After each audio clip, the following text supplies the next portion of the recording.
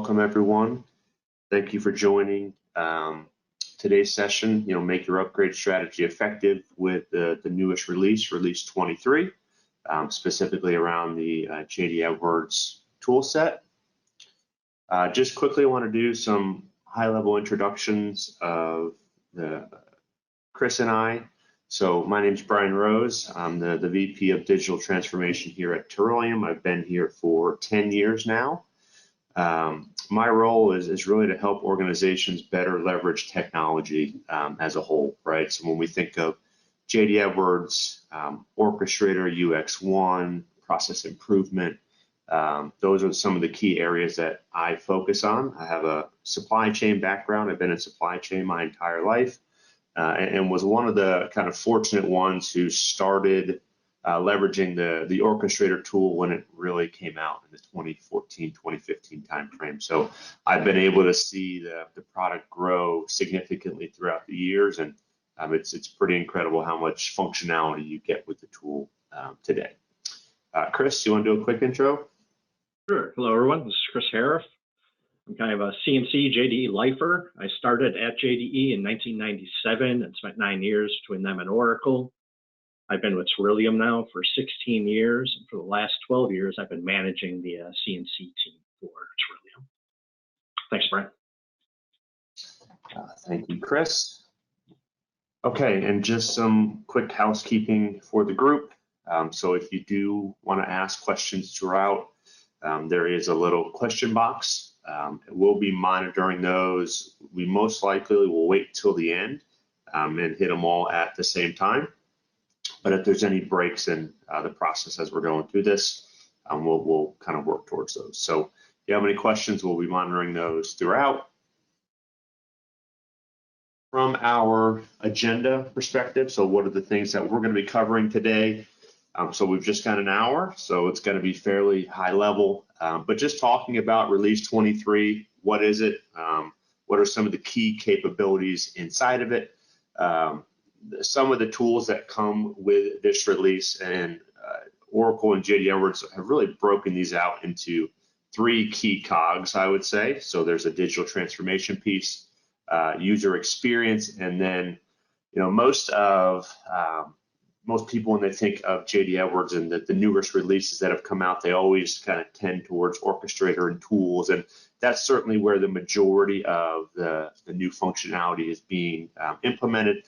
But there are things happening at the application level as well on how work orders are processed and sales and purchasing it. So there are some application updates that I'll make sure to hit on.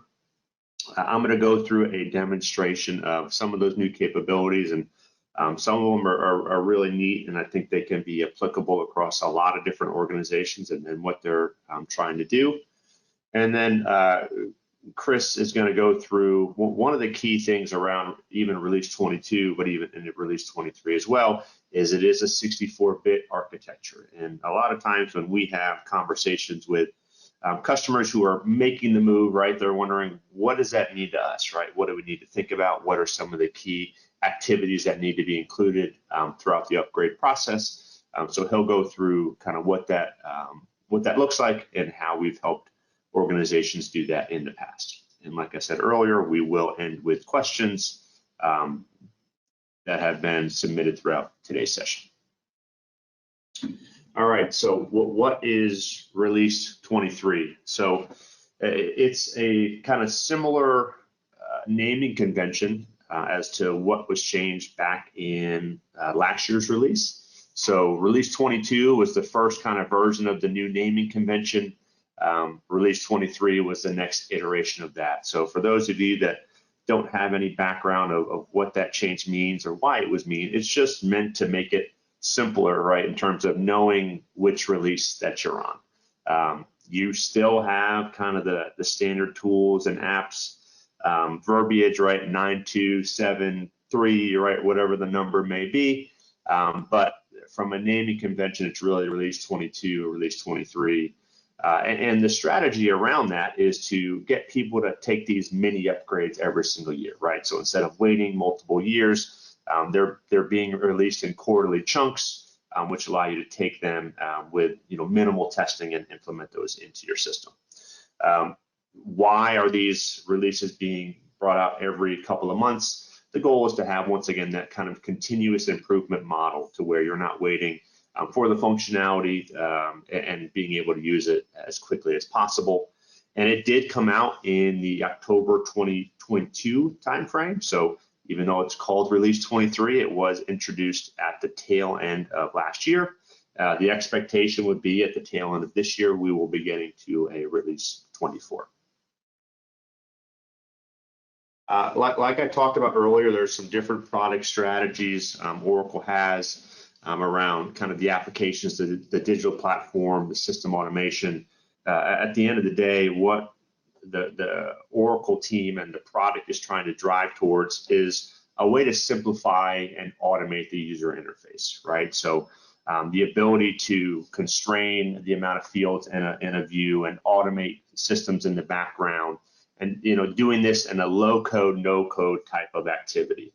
For those of you who have leveraged Orchestrator or UX One that are on the call, you kind of have an understanding of you don't need to be a technical resource or a developer to be very good at those tools, right? And the people that it is driven towards is the kind of low-code application resources. I'm certainly not a developer, and I've been using the tool for a long, long time. So it's putting the power into the hands of the BAs and even the SMEs at organizations where they can build these out without a lot of custom coding that is required. So what do you get with this Release 23? So like I talked about, you still have the apps and tools releases named, so it is a 9.2.7 release. 64-bit architecture, you're getting the latest Orchestrator Studio, workflow, UX One. There is some new functionality around zero downtime deployments. So once again, just giving you some capability around how do we automate and improve our processes by leveraging the tools.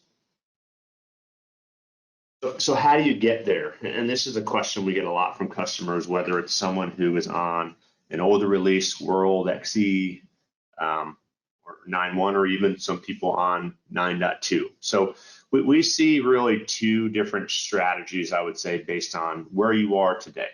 So the traditional upgrade is, like I talked about earlier, moving from a World, an XE, even a 9.1 to Release 23, right? There's a lot of changes that need to be made. From an architecture perspective, it's a bigger initiative. If you're coming from something like World, right, you're going from a green screen to an application layer. So these are longer efforts, right? Whereas we have lots and lots of customers who are on the 9.2 release set and are doing these mini upgrades. So flowing with the strategy we talked about earlier, these mini upgrades are, you're able to do them because of the small chunks that you're given from the Oracle team quarterly. So people that are on 9.2.6, when 9.2.7 came out, you could take that upgrade, and it's really not a major event, right? There's certainly things that we're going to need to test from an integration perspective, and we use some RPA orchestration type of tools to do some automated testing, but it's not a massive lift anymore, right? And part of the strategy that we try to help organizations do is having a continuous improvement type of schedule, right? We have a schedule when we're taking these releases, and because they're bite-sized chunks, we're able to do that without a huge impact to the organization. So there are certainly some customers doing that traditional upgrade, but once you get on the 9.2 release, you're more in a continuous improvement. It's not a SaaS type of process because you get to choose, right, if you want to move to the next release or not. But it's a SaaS model in the fact that they're not massive undertakings to go through. Some of the things you're going to want to think about, and these are a little bit dependent on the type of upgrade, right, or the type of customer that you are, whether you're on an older release or a new release. You want to take a look at that infrastructure. We're seeing more and more people put their infrastructure in the cloud versus having it in their four walls. Integrations is a big piece, especially if you're going from the 32-bit to 64-bit release, something that Chris will certainly hit on today. And then finally, doing that code freeze, just like any project activity, we want to make sure that once we get the code and it's retrofitted, we're not making a lot of changes during the upgrade process. Like I said, considerations we always think about when we're going into these upgrades is how modified are you today, right? Are you prepared for 64-bit across the architecture with how your integrations are working? And that on-prem versus hosted model, which, like I talked about earlier, more and more organizations are moving towards that hosted platform just because it gets all the management outside of kind of their internal group, and it's a much more secure infrastructure. For those of you that don't, I'm sure everyone on this call knows Learn JDE because it's such a great resource for the JDE Edwards community. But if you don't have or haven't used it before, highly recommend going and checking it out. They're the first ones to introduce when a new release comes out, what some of the features are within it. A lot of them have Oracle by examples, OBEs, which allows you to kind of work through an example of how the functionality may work and how you could possibly apply it to your business. So highly recommend this. It's a great tool for those that, whether you've been doing JDE a long time or you just started at an organization and you're trying to get your feet wet and how it works. All right, so we've talked through kind of the high-level Release 23 overview. Now I'm going to get into some of the key enhancements inside of the Release 23 tool set. Now, I'm not going to go through every single one of these, but I do want to hit on some of the high levels and ones that I see as, pretty powerful to each organization. So when we think of digital transformation, some of the key ones that I think are pretty neat are, one, the ability to now call an orchestration from the workflow tool. So workflow came out a couple of years ago inside of Orchestrator, and we didn't have a ton of adoption to it because it was still very developer centric. You weren't able to kick off notifications. You had to use kind of the old school workflow tool. There's been lots and lots of enhancements inside of this tool in the Orchestrator in the past couple of years. One of the new things is now you can call orchestrations. So if you have a better feel for orchestrations and you want to kick off a notification to have something happen in that workflow, you can now do that inside of the tool versus having to kind of build it all in the workflow activity without any orchestrations. Logic extensions is the way that I like to think of a logic extension. It's really a way to build your own customization. If you want to have something happen when you click a button and it's not something out of the box Orchestrator can handle, maybe you have to do some complex calculations to get to a number, you can use logic extensions. Now you can call those directly from a form. So as most of you probably know, in the past, you could go to your form extension and pick the orchestration you want to call dependent on a trigger inside of the process that you're in. I click a button, do this, or if I go to the visual assist or whatever it might be. Now that's been extended to where you can just go directly to calling a logic extension. You can call a notification in there as well, but that's been there for a little bit. You can now do some complex queries to the E1 database. So if you want to do a search and do some SQL type activities and use that output for steps in your orchestration, you can do that. And then finally, defining some inputs for your scheduled orchestration. So in the past, the inputs you had when you ran something on a schedule were fixed. These were the values that you can run it in. Now you can create multiple sets of inputs for these scheduled orchestrations, which is kind of neat, right? Maybe on the specific time, you wanted to have this input, on a different time, you wanted to have that input. And you can define those at the orchestration level. All right, so diving into some of the ones around user experience. So file selector for orchestrations launched from an E1 page. This one to me, I think is really neat. This is both for creating a file and being able to open it in Excel, and also grabbing a document or a file and processing it to a row. So the example I'm going to show later on is I'm going to be able to create a work order, attach a picture to it, and have all that be done launching it from an E1 page versus having to go into the app and doing any of the processing there. You can now import Excel that has formulas. So those of you that like to use your macros or formulas in Excel and want to then import it into JDE. In the past, it would not allow you to have those formulas still in play. Now you can bring those in with the formulas associated to them, and it'll come in the correct forms. And then the last one I want to just quickly chat on is the launching the orchestration from that compose page. It's coupling with the first one that I talked about, where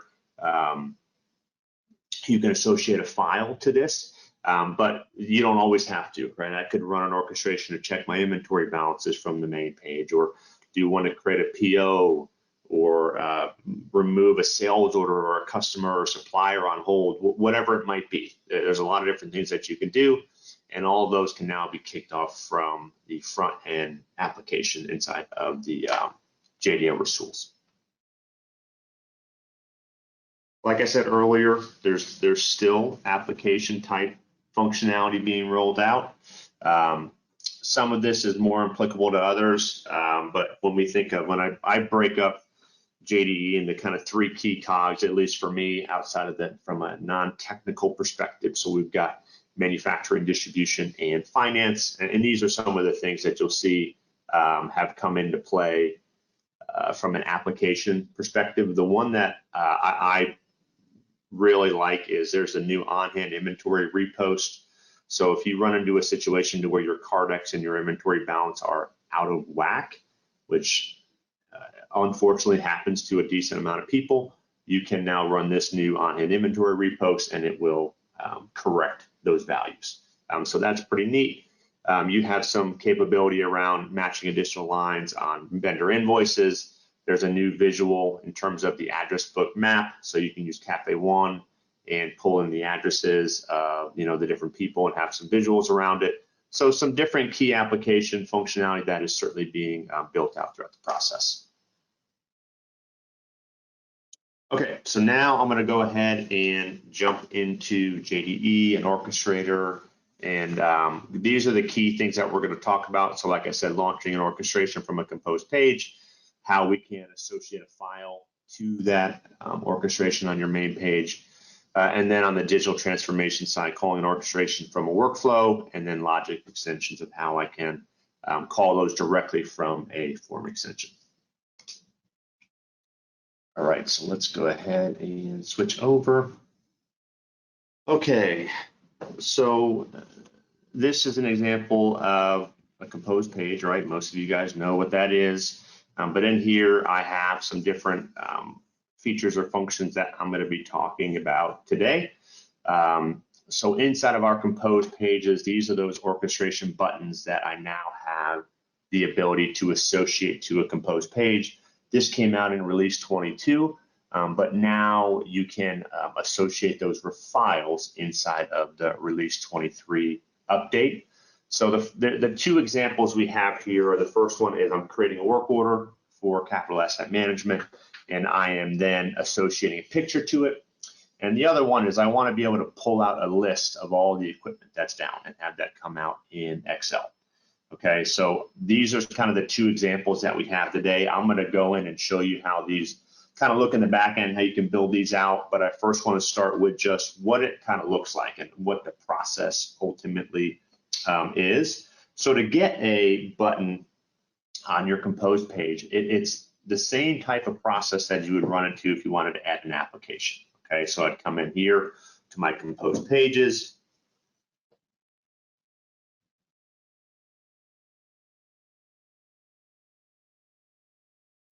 And inside of my grid here, if I click on this little gear, you'll see I have different different tile types. So those tile types could be an application, could be a batch job, it could be an orchestration. So in this example, I'm doing orchestrations. I select which orchestration I want to run. And then it automatically brings in my inputs that I have for the orchestration. So when I create this orchestration, I determine what are my inputs. So this one I have equipment number and my problem, which will then be passed into my description. But I could have as many different inputs as I may want, right? So example, if I'm creating a purchase order, I could have supplier, the item number, how much I need, what the pricing is, things along that nature, right? Or if I'm going to update a lot to a specific hold code, right? I got a call from quality. They said, hey, you need to put a specific lot on hold because of quality reasons. I could come in here, pass in the lot number, have an input of what I want the hold type to be, run it, and it'll automatically go and make that update, right? So lots and lots of different options that you have in terms of what these inputs are. And these are all dependent on that orchestration input that I was talking about. So if I say this, come on back here, same thing on the equipment down, right? It's all it's doing is grabbing the inputs that I have that are associated to this individual orchestration. Back out.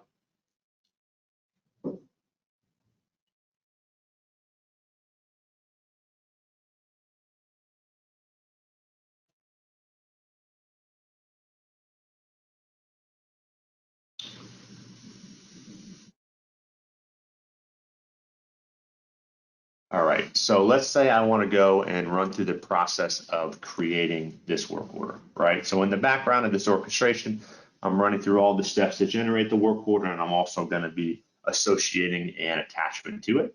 So when I do that and click create work order, all I have to do is come in here, put in my equipment number, put in whatever the problem is, problem with gear, and then this file inputs is where I can drag and drop a file. So this is me grabbing a file to go and attach it to a order, but I could grab a file and process it to do a bunch of different updates, right? So what I would do in this example is come in here, grab this file, drop it in, click OK. And this is going to run that orchestration in the background. It's going to give me my output, which says the work order that I created for what piece of equipment. And it'll auto associate that attachment to that record. And it could be multiple attachments, right? I could drop in 5 different attachments. One could be a JPEG, one could be a Word doc or a PDF or whatever you want it to be, right? Whatever attachment is needed. You can also kind of put in your own notes and have it auto-generate an attachment. So this is me grabbing a JPEG and associating it. I could have an input, which is all the information I want to have added to that attachment. When I click OK, it could automatically generate it and associate it to it. Okay, so this is me, one, creating an order and also grabbing the attachment and processing it and associating it to that record. The next thing is more about how can I pull data and generate my own file. So this example here is I want to get a list of all the equipment that's down. And this is another great example or other examples that you can think of, right, is, hey, I want to know all the inventories at a specific hold status. I want to know all the customers that are at their credit limit. I want to know all suppliers that aren't active or have been verified. Things like that, right? And I can have a list and be kicked out automatically. So if I come in here and say, I want to look at all pieces of equipment that are down. All I do is click in the status that I'm looking for. I click OK. And it generates a file for me. If I download this file, it will give me a file with all of the records that I have associated to that. So it's a really neat way to be able to get information out of the system. I always am a big proponent of doing as much as you can in JDE, but there are a lot of things that people like to do in Excel. So this may be a great way to kind of have your starting point for what do you need from a report perspective and what you may have to do outside of JDE, and then make your updates back inside of the system. Okay, so first example is kicking it off an orchestration and associating an attachment on an entry. The second one is more how can I pull data out and manipulate it in a way that makes the most sense to me. Okay, now what does that look like from the back end? So let's go in here to the orchestrator.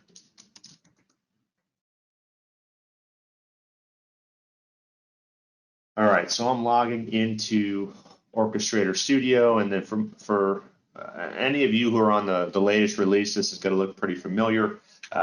It's changed a lot over the years. So Orchestrator Studio used to look much different than it does today. but there are a lot of new capabilities in here.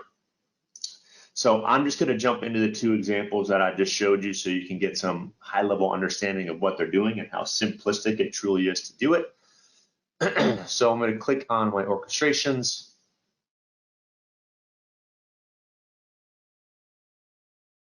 Let's go to my release 23. Okay. So this is the first example that I talked about where I am first creating a work order and then uploading a piece of equipment or associating an attachment to that work order.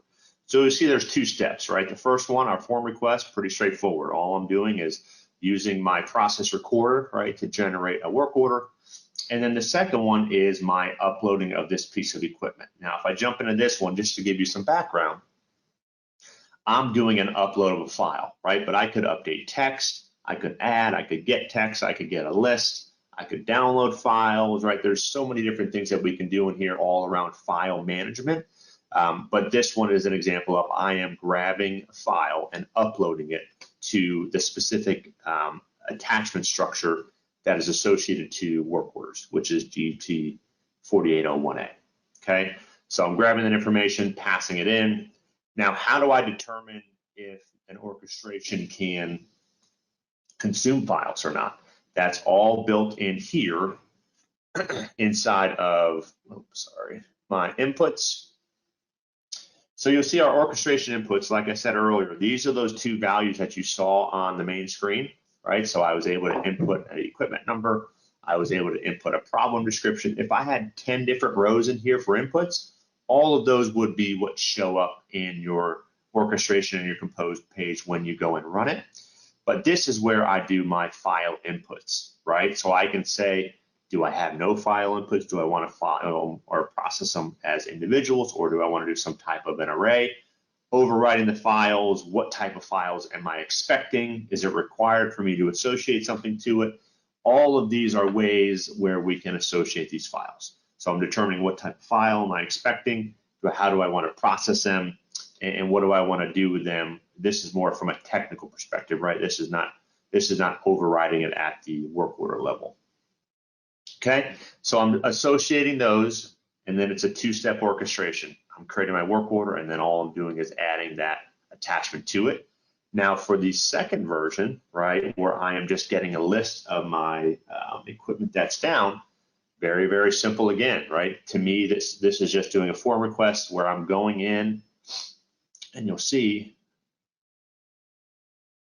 I'm grabbing anything that has a specific status, and I'm passing it in to my application here. And how I generate the outbound file is on the other side of the orchestration, right? So this is how, if I wanted to add a file, I would do it on the start side. If I want to generate a file on the back end, I would come and do this back here on the file side. Okay, so you'll see I can select what type of file output am I going to create. And this is great from a orchestration perspective on the compose page, but what I would say too is this is awesome for things like integrations, right? So if I need to run something in JDE and generate a file, whether it's a flat file, which is a single file, a zip file, and I need to put that on an FTP for some type of integration purposes, you can do that with this process, right? The example I'm talking about today is more in kind of a end user process, right? I'm an end user going and running this and kicking the file out. But if it's more for an integration piece, you can have Orchestrator actually generate these files and place them on that FTP or whatever the network drive that you need for it to be picked up by the integration point. Okay, so just remember that Orchestrator does absolutely have the capability to generate files for integrations, and it's not just an API tool, which is normally the direction that you go, but some third-party apps don't have APIs, so you need to go down the flat file process. This was the way that you kind of take that direction. Okay. All right. So those were the two examples around file management at the compose page orchestration perspective. While I'm in here, the other thing I just wanted to show you more than anything is just how you can associate those orchestrations to a workflow. So this here is the workflow tool, and it still, I would say, is a fairly technical type of tool. There's a learning curve to understanding how to utilize it, how it can be applicable. But in the past, you weren't able to, like I said, associate orchestrations. And now you do have this capability. So you'll see in here, I've added some orchestrations, one to run and check if the address is valid, right? Going out to the USPS and saying, hey, is this a valid address? And then secondly, notifying someone when that update happens, right? So, hey, updates happened, I need to be notified, billing and giving them the ability to approve them in the workflow. So to me, it's workflow in the past could notify people, but it was a little kludgy, right? You had to use the workflow engine in the background, which isn't all that great of a view. You could do some emails, but they weren't all that great. With notifications and orchestrations, you have some more flexibility of how you do it. So this is how you would be able to associate those inside of your workflow process. All right, so I've got about 5 minutes. I'm going to pass it over to Chris. The last thing I want to show you is how you can associate the different logic extensions inside of a form extension. So the example right now is sales order entry, and I just built this out more for example purposes. But in here, I want to be able to have or calculate an updated date, right? So when I create an order, my delivery date from a shipping perspective is always 5 days later. And I just want to have the system look at my request date and automatically add 5 days to my promised delivery date for shipping purposes. So just to show you, if I come in here and I add in sold to, I come in and give all my key information. I put in my request date, which is 7th. I have this button here, which is update my delivery date. So I could have it to where when I tab off of this, it automatically updates it, or I could just kind of select this, and you'll notice it automatically populated this promised delivery date 5 days in terms of working days above my requested date that I have on this order. So it's doing that calculation via a logic extension. And the process of associating these, just like you would if you were running an orchestration, would be done inside of my form extension manager. So the only difference you're going to see is instead of having just orchestrations and notifications, now I can run these logic extensions as well. Okay, so I'm coming in here, running a logic extension, determining my logic. What are my inputs, right? I'm defaulting in 5 days, execution, all of that stuff. So the process looks very similar to running an orchestration. You're just not having to generate that front-end orchestration process.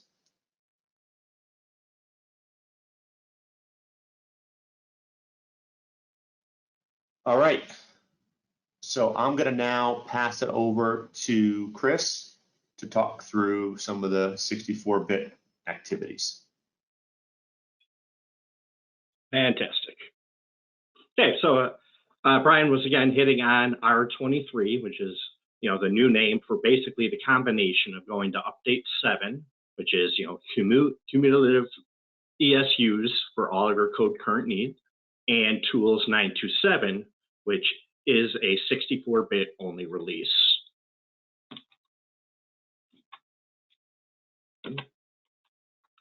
So we're going to kind of go through a quick agenda of what is 64-bit, why we care, and what it takes to get there, basically. So the initial problem is, 32-bit is how JD Edwards was initially delivered. And basically that means it's a way of storing information. So it's a binary of 2 to the 32nd power, which gives us, over 4 billion access. This, in theory, was a great amount of information and more than we would ever need, at least according to Mr. Gates it was back in 1981. But we quickly outstripped that need. And so we've now gone to 64-bit, which is basically 2 to the 64th power. So we went from 4 billion to a number I don't even know how to say, but obviously considerably more processing power. So why do we need this? And what happened with JD Edwards? Basically, it was released as a 32-bit application. And over the years, Windows and Linux became 64-bit.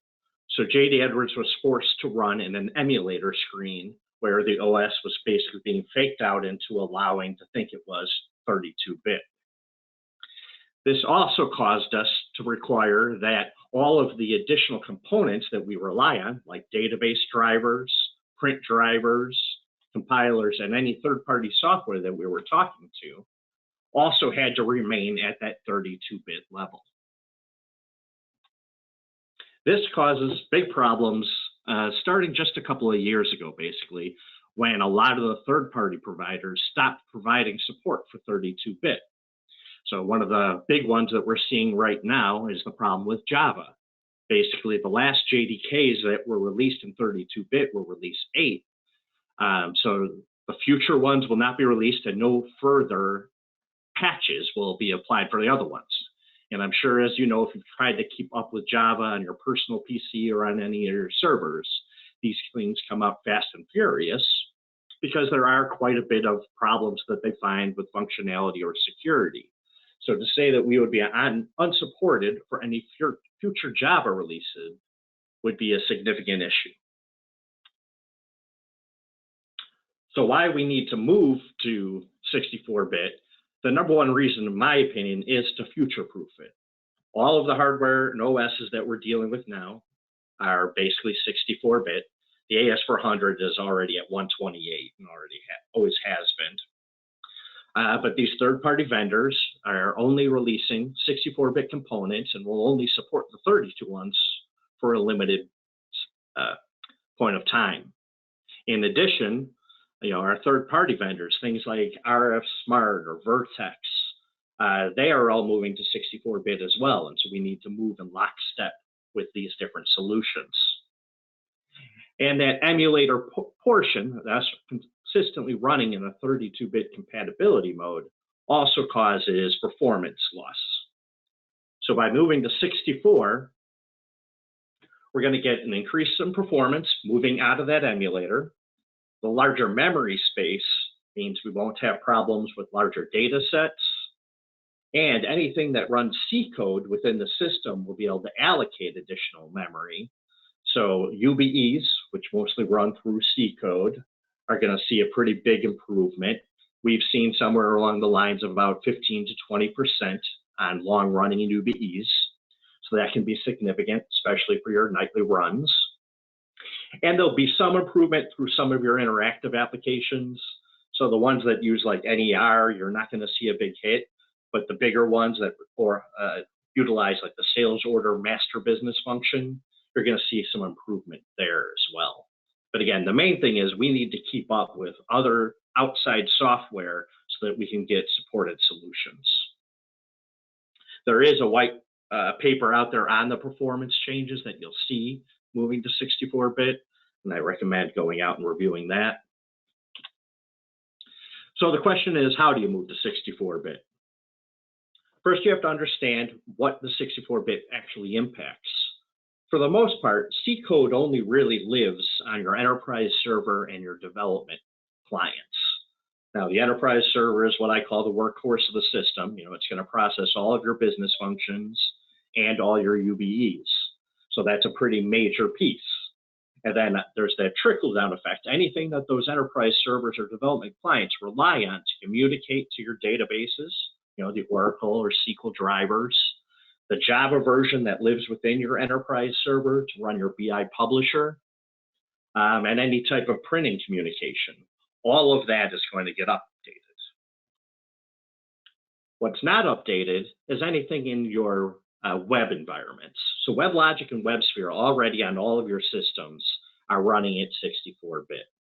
So HTML, AIS, BSSV, none of those will be affected. Your physical databases themselves aren't touched either. So we're not going to touch your SQL or Oracle installation other than how we communicate to them from the enterprise server. And there's no real change to the data. We're not going to change the physical tables within your database or the application functionality. Anybody who signs into sales order entry pre or post 32-bit, other than the performance, is not going to see any change when we make this modification. So how do you prepare for moving to 64-bit? Typically what we're going to do is start at the hardware, OS, and database layer. If you're going to be moving to Tools Release 9.2.7, that means going up to Oracle 19 or SQL or Windows 2019. So you want to validate you're at a proper release level before you kick this project off. And what we've been seeing is when people are making this jump, this is usually the best time to take a look at doing upgrades for your physical hardware, or actually, a lot of people take this opportunity to do a site migration. As Brian was saying, a lot of people are moving from on-prem to the cloud. Making a big change like this is kind of the right time to do that. We can install everything at the 64-bit release level, apply those tools releases, apply code current, update 7, while your current system still has a valid life change cycle, and you know that you're putting your production system at 0 risk. So, typically we want, before this project starts, we're going to go ahead and ask that you save off or promote your final objects all the way to production. If not, we can save them throughout this process. And typically you're going to want to do a refresh. This is a good opportunity to make sure that your DV and PY are back in sync with your production environment, so that we know all the testing is 100% apples to apples. And if it's been several years, you may have a lot of old projects that have been abandoned or decided not to be implemented. This is a good time to clean those up as well. And then again, if we're going to move to 64-bit, we need to make sure that all of your third-party systems that interface with JDE also support that 64-bit. For us, again, that's meant a lot of updates to Vertex, DSI, RF Smart. So it might be that to do this project, you'll want to include them in an upgrade cycle as well to get everything up to date. Again, on the enterprise servers and development clients, a lot of this is just installing those 64-bit pieces so that when you go ahead and update the tools release to 9.2.7, it'll be able to communicate at that 64-bit layer. And then the next is the actual changes we need to make to your system. To go to 64-bit, there's a lot of changes that need to occur to your business function code as we move from 32-bit features to 64-bit features. Oracle has gone ahead within Change Assistant and done an automatic search where you are pulling down all of the new ESU for 64-bit business functions. This, at this point, is over 300 different ESUs that need to be applied. And they also include dependencies in some case, which can lead you to also be installing baseline ESUs. So it is a major jump in your code level to apply these if you just want to go at the 64-bit level, which is possible. But what we are really recommending pretty strongly is not just to install the 64-bit ESUs, but to go code current. So you don't have to go full R23 to go ahead and apply 64-bit, but that really is our strong recommendation. You can do it as long as you're at, what I think it's 9.2.3 tools release in the 9.2 apps.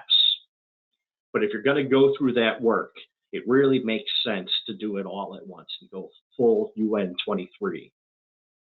At that point, you'll get code not just for going to 64-bit business functions, but all the different latest fixes from Oracle, which actually obviously has significant value. You're going to get a lot more out of your testing cycle if you don't just apply these fixes for the business functions and have to retest everything, but if you're also going through a single testing cycle, which will include your code current. And again, the same thing kind of goes with retrofitting. If you're going to retrofit and fix all the different changes that were part of the 64-bit ESUs, you might as well do it one time to include the UN7 changes as well. The cost, obviously, of doing it one time is going to be a lot less than doing the code fit and the testing 2 times. Then there's an actual code converter program that's going to look at not only the Oracle delivered business functions, but any custom ones you've written as well. So that'll go through, and we call it a slimer, but it goes ahead and changes the functions within that code from 32 to 64, and then a full package moves all that code into your 64-bit directories and allows you to go live at a 64-bit release level. You know, retrofitting will be a big piece after applying the Slimer and the ESU code. You know, what you're going to want to make sure you check is any custom business functions you've written, any objects that you may have customized that was hit by those 64-bit ESUs, or if you went the full route, any of the code current UN7 objects. Those objects will need to be retrofitted. And then if you copied any of the standard objects to a 55 through 59 to make modifications on that, you know, you'll need to review that and determine if those changes that we've applied need to go forward into that item. So after this is done, you know, it is going to be a serious testing effort. You know, we've seen over 7,000 different objects get touched within a given path code.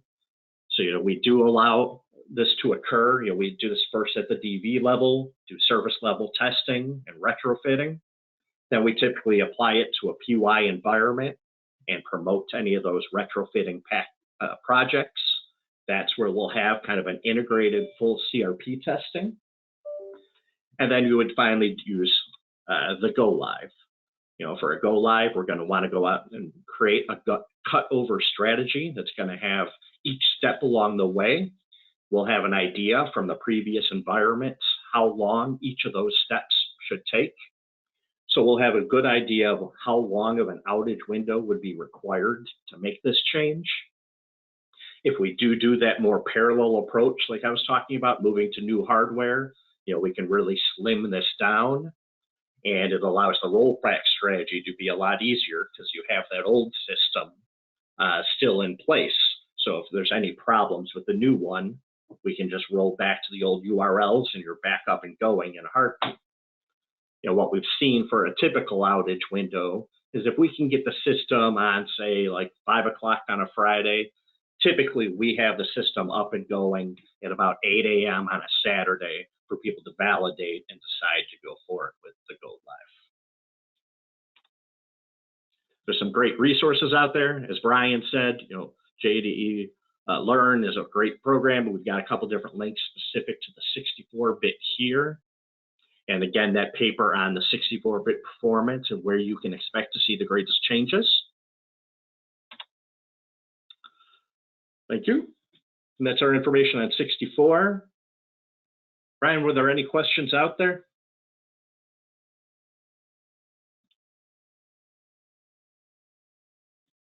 Let's take a look. I think we've covered the 2 so far. Chris, I don't know if you want to answer the one for the whole group. So what level of Oracle licensing is required to be able to engage with all these features?